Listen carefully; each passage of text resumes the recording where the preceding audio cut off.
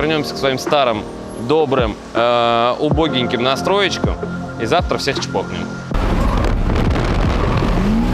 Работало все с низов, нам не нужны были антилаги, какие-то другие космические технологии, супербензин и тому подобные вещи. Просто тракторная штука, которая работала много-много-много лет. Мы апгрейдились. В 2019 году мы, соответственно, собрали новый мотор, потому что уж после обслуживания это сделали. Немножко заапгрейдили. 2019 год, оно еще все куда-то ехало. Мощности росли к этому моменту, экономическая ситуация менялась.